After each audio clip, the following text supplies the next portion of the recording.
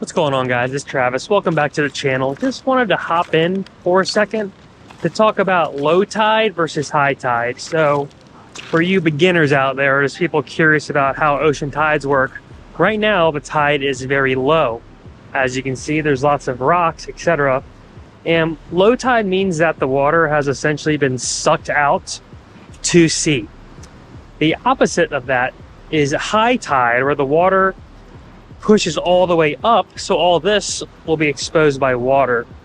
The moon has a big part that dictates the tides, and what's interesting is that, even if you do or don't believe in astrology, the moon is essentially creating all these tides and making these super low tides or super high tides. And really, when the moon is full or not full, that can even make the tides more extreme or not. So tides are very important as well for surfers, because right now, even though the tide is super low, and usually when the tide's like this low, the waves won't be that great, the waves are pretty fun right now.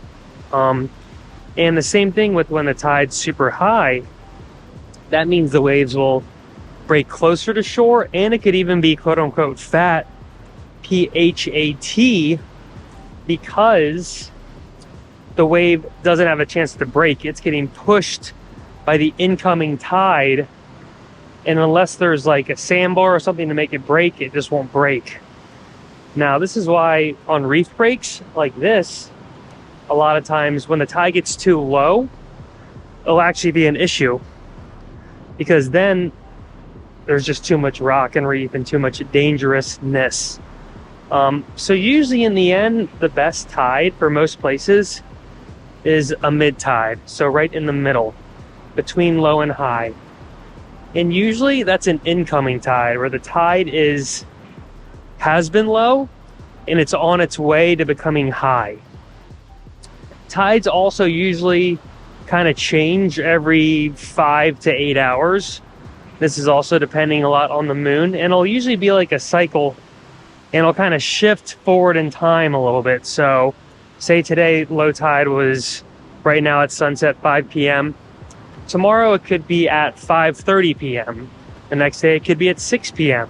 So it kind of keeps moving around the clock, similar to how the moon phases change, and it's just the circle of life. So super interesting. If you don't know much about tides, I'm sure a lot of you surfers do, but tides in the end can kind of make or break a session and be the most important part of your surf. There's wind, there's swell, there's all these things. Well, if you go out and the tide's too high, there ain't no waves. And same if you go out and the tide's too low, there's too much rock exposed, and you're going to be surfing on ankle high rock or sand. Also, usually a super low tide makes the waves close out.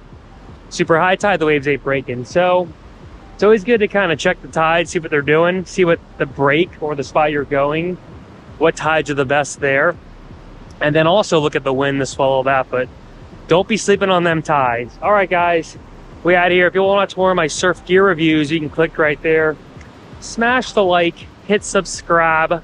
Till next time, we out. Peace.